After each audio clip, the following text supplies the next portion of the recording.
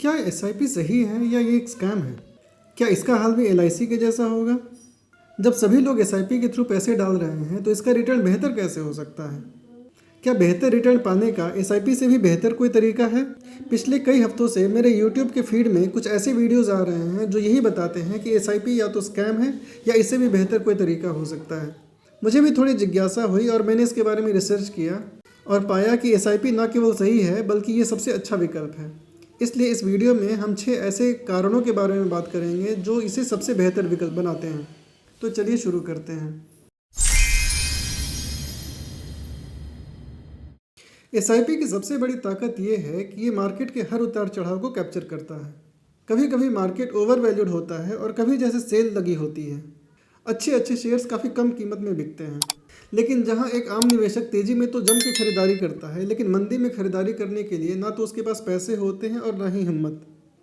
जो लोग मार्केट को टाइम करने की कोशिश करते हैं वो कभी भी 100% एक्यूरेट नहीं हो पाते हैं, जिसके कारण कई बार अच्छे बुल रन को मिस कर देते हैं।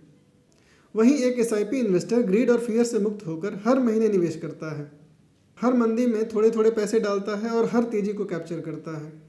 और जैसा वॉरेन बफेट ने कहा है, stock market transfers money from impatient to patient. और एसआईपी इन्वेस्टर जो मार्केट से ज़्यादा मतलब नहीं रखता है वो इस पैशन से लैस रहता है और लंबे समय तक मार्केट में डिसिप्लिन और पैशंस बनाए रहता है, जिसके कारण उसकी रिटर्न काफ़ी अच्छी हो जाती है।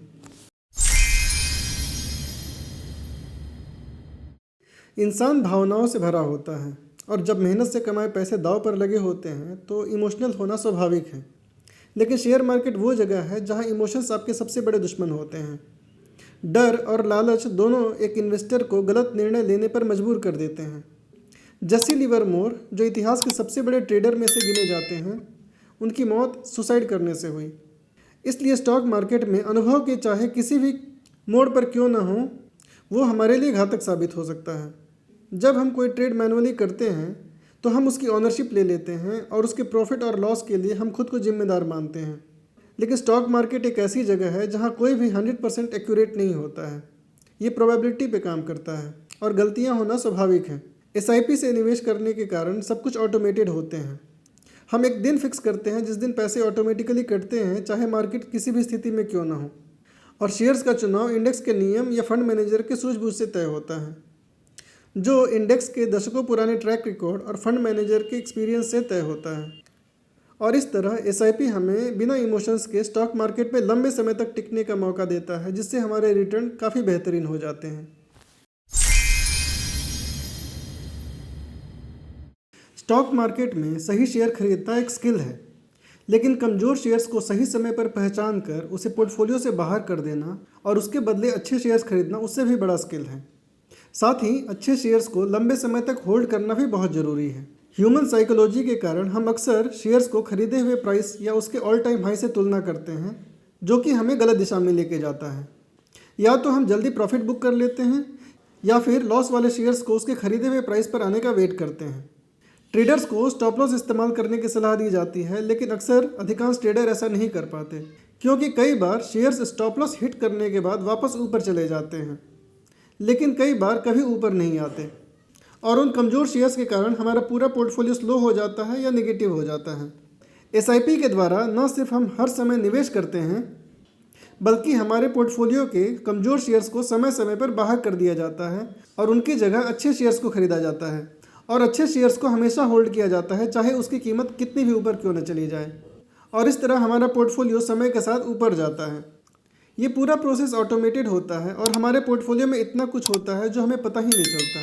और इस तरह एसआईपी बिना किसी इमोशनल फटीग के हमारे निवेश को हमेशा बढ़ाते रहता है।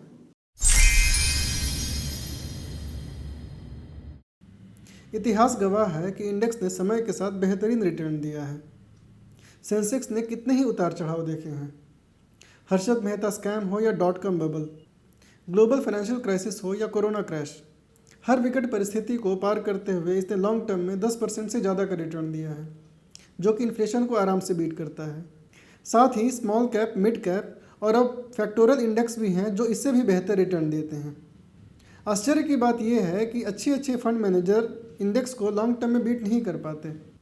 सिर्फ भारत ही नहीं, पूरे विश्व में इंडेक्स इस बात के गवाह हैं कि ये निवेश के एक बेहतरीन विकल्प हैं। इस तरह एक आम निवेशक जिसे स्टॉक मार्केट के बारे में कुछ नहीं पता, वो इसमें थोड़ा थोड़ा निवेश करके लंबे समय में एक अच्छा रिटर्न प्राप्त कर सकता है। हाँ, बीच में मार्केट में भयंकर उतार चढ़ाव भी आते हैं, जिसका सामना करने के लिए नए लोगों को इन्वेस्टमेंट एडवाइज़र या म्यूचुअल फंड डिस्ट्रीब्यूटर की सलाह लेनी चाहिए। ये ऐसे दोस्त की तरह होते हैं जो मार्केट के उतार चढ़ाव में आपको पैनिक ना होने में मदद करते हैं।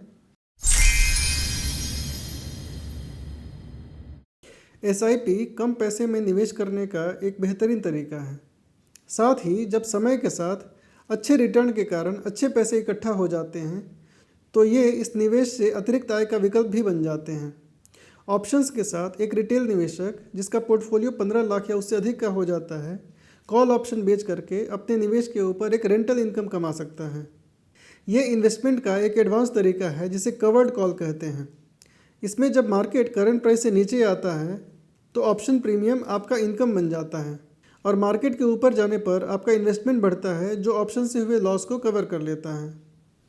साथ ही निवेश के ज़्यादा होने पर हम उसे IDCW फंड में भी कन्वर्ट कर सकते हैं। इससे डिविडेंड के रूप में आय का एक अतिरिक्त सोर्स तैयार हो जाता है और इस तरह एक छोटा निवेशक छोटे छोटे निवेश से शुरू करके एक इनकम का अतिरिक्त सोर्स भी जनरेट कर सकता है।